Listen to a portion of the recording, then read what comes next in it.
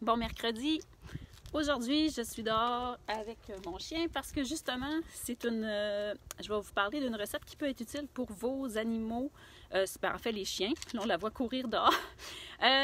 Alors aujourd'hui, je vais vous parler de tiques, les fameuses tiques. Qui n'a pas peur d'avoir une tique ou d'avoir une piqûre de tique?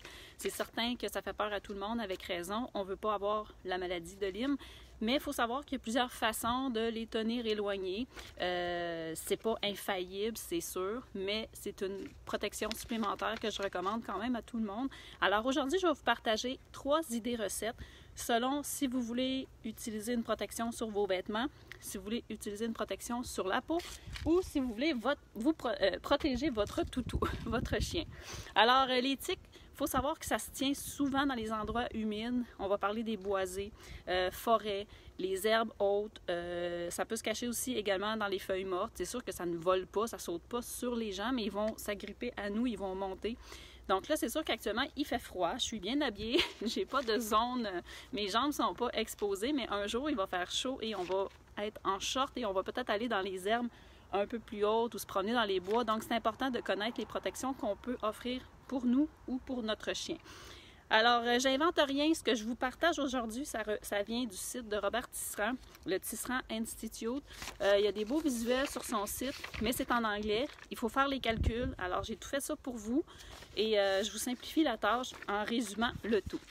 Alors, vous savez qu'ici, sur Jamais sans mon huile, j'aime vous présenter des recettes faciles pour utiliser vos huiles essentielles de la meilleure façon possible, sécuritaire, et j'aime ça vous faire découvrir aussi des nouvelles choses. Donc souvent on va réutiliser les mêmes ingrédients dans plusieurs recettes et ça revient économique. Alors la recette aujourd'hui, je vais commencer par un spray vaporisateur qu'on va pouvoir faire dans une bouteille de ce style-là. On récupère aussi les contenants. Donc le spray vaporisateur, bon je suis en train de perdre mes contenants. Ensuite, je vais vous parler d'un gel à base d'aloès et ensuite, je vais vous parler de l'huile qu'on peut appliquer sur le collier de notre chien ou à la base de sa queue. Alors lui, c'est très simple. Robert Tisserand, il nous suggère de faire un mélange principal et ce mélange-là, c'est vraiment la base. C'est 3 huiles essentielles qu'on mélange. Et ensuite, avec ce mélange-là, on peut créer, comme je vous dis, l'huile, le gel ou le vaporisateur. Alors, pour ce qui est du vaporisateur, je vous en ai déjà parlé, ça contient de l'eau. On va utiliser 43 ml d'eau, préférablement filtrée, bouillie, distillée, en tout cas, le moins de contaminants possible. Et on ajoute 15 ml d'alcool 94 %. C'est l'alcool ou le Everclear qu'on peut trouver également sur Internet. L'alcool 94 %, on peut la retrouver à la SAQ. Excusez. Il faut le demander, des fois, il se trouve à l'arrière. Et pourquoi qu'on prend l'alcool 94 %? Je vous l'ai déjà mentionné dans plusieurs recettes. C'est que c'est un alcool qui va permettre une bonne conservation de votre produit, mais aussi qui va permettre de mélanger les huiles essentielles avec l'eau le plus possible pour que ça soit quand même dispersé. C'est certain qu'on va quand même suggérer de brasser le vaporisateur avant de l'appliquer. Et c'est quoi les 3 huiles essentielles qu'on utilise tout le temps pour repousser les tiques et qu'on peut utiliser aussi sur notre chien? En premier, on a le bois de cèdre. Le cèdre de Virginie, c'est le Juniperius virginiana. Alors le bois de cèdre, c'est lui qu'on va mélanger. On va prendre 2 parties de bois de cèdre. Je vous donne les gouttes, tantôt ça sera pas long. Ensuite, on va utiliser le géranium rosa. Alors, on va utiliser 2 parties d'huile essentielle de géranium. On en profite, il est en spécial ce mois-ci à 15 % de rabais. C'est le temps de faire nos provisions. Et la 3e huile qu'on met en une part, donc la moitié de ces deux-là, c'est soit l'huile essentielle de vétiver, ça peut être l'huile essentielle à la place de patchouli, ou le mieux, si vous êtes chanceux ou chanceuse et que vous avez eu l'huile essentielle de Nootka gratuitement chez doTERRA, il y a quelques mois, semaines, c'est encore mieux, elle va repousser encore plus les insectes. Donc le Nootka ou vétiver ou patchouli comme 3e huile. Alors les proportions pour le spray que je vous ai donné les quantités tout à l'heure, on va mettre pour le spray, c'était 43 ml d'eau, 15 ml d'alcool 94 % et on met 14 gouttes d'huile essentielle de bois de cèdre, 14 gouttes d'huile essentielle de géranium et 7 gouttes de vétiver ou Nootka ou patchouli. Alors on mélange et ça c'est pour vaporiser sur les vêtements. On ne recommande pas de le vaporiser dans le visage. Pourquoi? Parce qu'il y a de l'alcool qui est quand même assez fort en concentration. Ça peut occasionner des rougeurs. Donc c'est vraiment un spray qui ne tachera pas les vêtements. Ça va s'évaporer quand même assez bien. Mais avec le vétiver ou Nootka ou Patchouli, ça va quand même rester longtemps l'odeur. Ça va comme... c'est ça, c'est une odeur qui tient longtemps. Donc, on vaporise au besoin. C'est sûr qu'on pourrait appliquer sur la peau à certains endroits, par exemple les chevilles, mais je vous reviens pour la peau avec la prochaine recette. Ce qu'on recommande sur la peau, surtout, c'est un gel à partir d'aloès. Un gel d'aloès qui va contenir ces 3 huiles essentielles-là. Et le gel d'aloès qu'on recommande, c'est de prendre un gel d'aloès qui a déjà des conservateurs et comment je pourrais dire ça? Des épaississants à l'intérieur qui vont faire que les huiles essentielles vont bien se mélanger, se disperser dans le gel d'aloès. C'est pas le jus d'aloès, c'est pas la même chose. Il faut vraiment qu'il y ait des épaississants à l'intérieur, sinon vos huiles essentielles ne se mélangeront pas du tout avec le gel d'aloès, puis là, ça peut occasionner des rougeurs sur la peau. Alors, le gel d'aloès, la quantité, on va utiliser 58 ml, 60 ml presque, de gel d'aloès. Et on va ajouter la même chose, 12 gouttes, cette fois-là, là, on le met sur la peau. Alors, les proportions sont légèrement différentes. On met 12 gouttes de bois de cèdre, 12 gouttes de géranium, 6 gouttes de vétiver. J'ai oublié de vous le dire, inquiétez-vous pas, je vais vous mettre l'article sous la vidéo. Vous n'avez pas besoin de tout prendre en note, tout va être en photo, bien identifié.